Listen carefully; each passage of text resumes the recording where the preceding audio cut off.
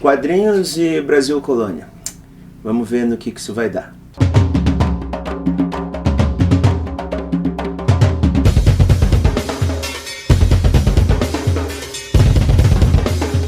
Livro de hoje, Cumbi, Marcelo de Salete. Bom, basicamente esse livro saiu em 2014 pela editora Veneta. Bem, o Marcelo de Salete é um quadrinista importante aí para essa nova geração aí do Brasil, né? Um cara muito conhecido, bastante lido e premiado, Brasil e por aí fora também.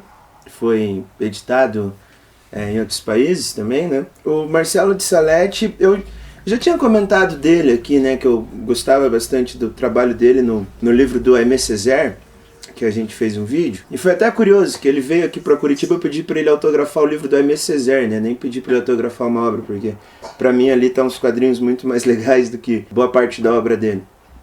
Mas isso não é demérito. Isso não é demérito. Fica feio, né? Parece. Não? Não, bota aí, pô. Enfim.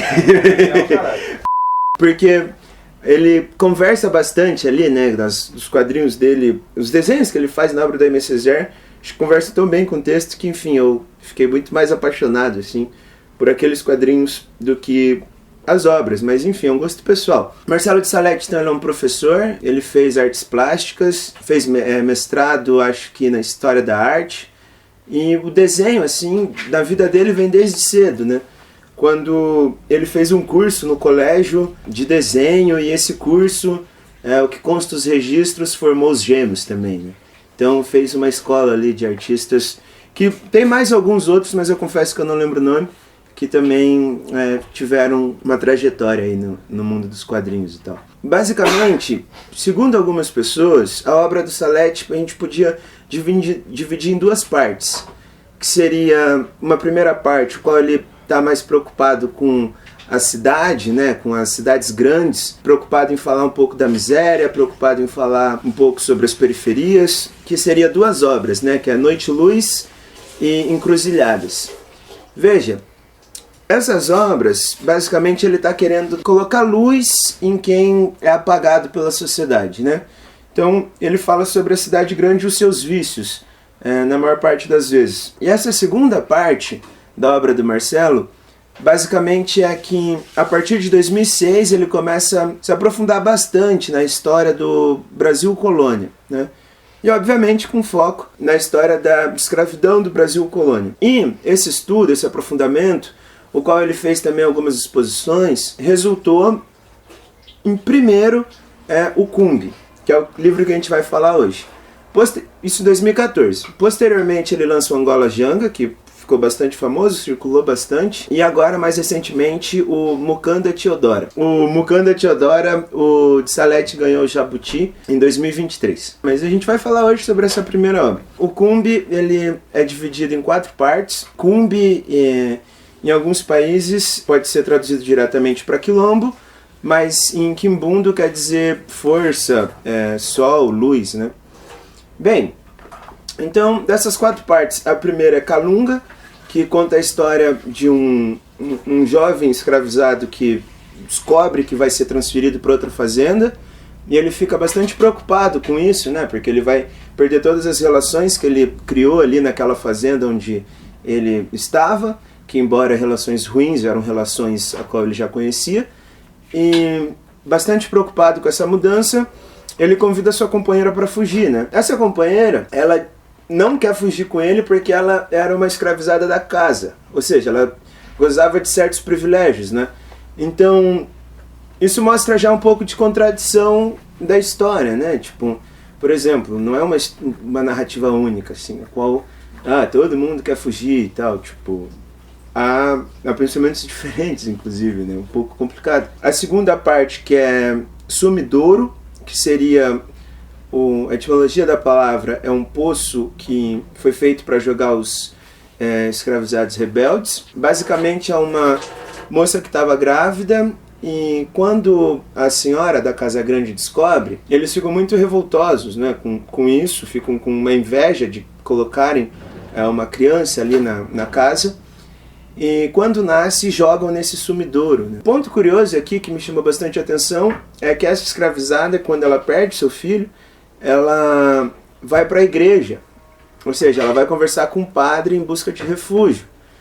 O que é curioso, né? Porque geralmente tem uma narrativa muito utilizada hoje em dia que acredita que, sei lá, todos os escravizados eles cultuavam orixás, etc, né? Só que, claro que não, assim, isso só você olhar hoje, né? Tipo, onde estão as pessoas negras, né? Estão nas igrejas evangélicas, estão com a Bíblia embaixo do braço de terno, domingo. Então, é curioso, porque, enfim, há essa tentativa de falar que todos cultuavam, enfim, orixás. Não, tipo, isso não tem lastro na história, e o Marcelo de Salete ele coloca isso de forma bem interessante, assim, que ela busca, assim, um refúgio no padre, né? Claro que o padre não dá esse refúgio para ela, claro que o senhor descobre que ela foi ao padre, ela sofre castigo com isso, mas o que me interessa seria essa associação dela acreditar que indo à igreja ela poderia ser salva pelo padre, sabe? A terceira parte é Cumbe mesmo, né, que como eu disse no começo pode ser chamado de quilombo, que basicamente era um mucambo urbano, ou seja, era um lugar onde os fugitivos se organizavam na cidade em busca desse dia da revolta, né? Porém a polícia descobre e destrói tudo lá que eles estavam organizando. Só que sempre fica uma esperança do Cumbe se reerguer novamente. Por fim, é uma história de dois irmãos assim que são separados porque um foge e depois volta para buscar a sua irmã. Veja, o que eu acho interessante é que o Marcelo de Salete, ele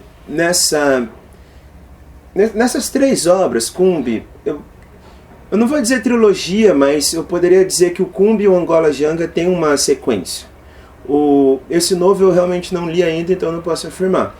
Mas essas obras dessa segunda fase do Marcelo de Salete têm um esforço de narrar a perspectiva do escravizado. Ou seja, quando você pega uma obra, principalmente do Brasil Colônia, porque é isso, né? De um tempo para cá, a partir do Florestan Fernandes isso fica mais latente, assim, mas de entender o racismo a partir da República, né?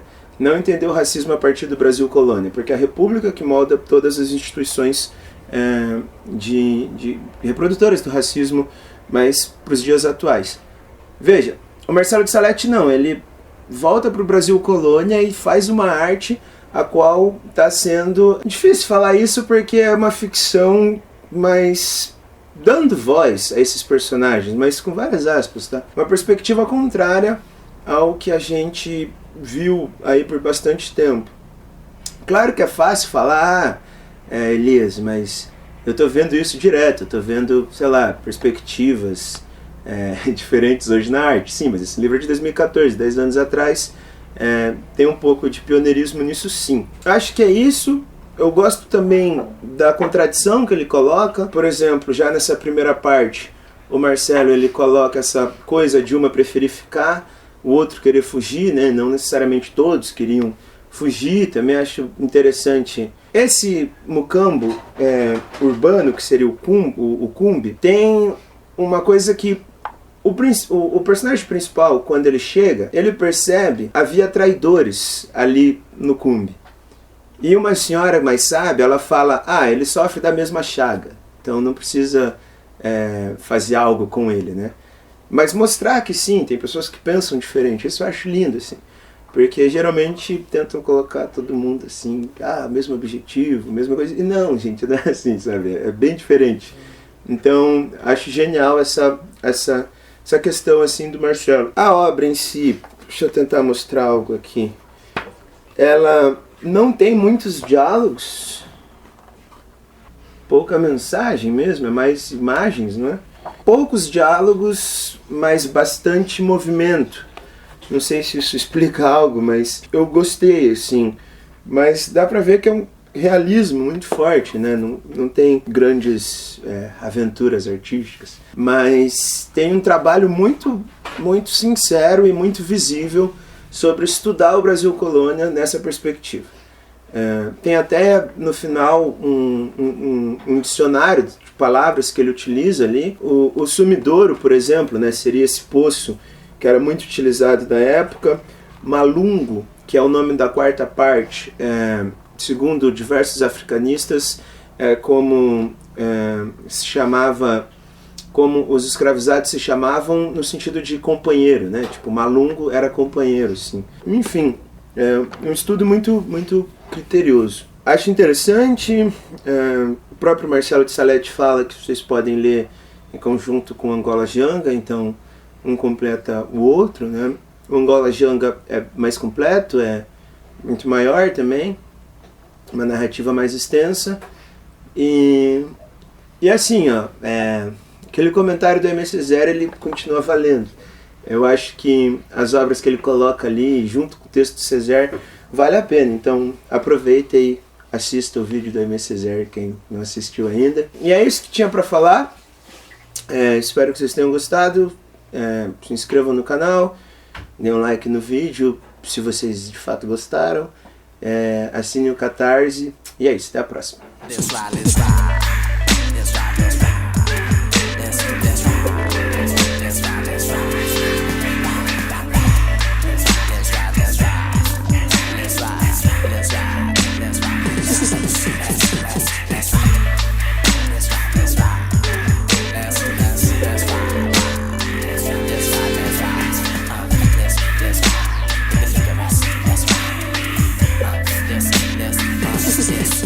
Represent M-I-A-M-I. Drive like a semi. Am I just another brother like a lover like am I? Think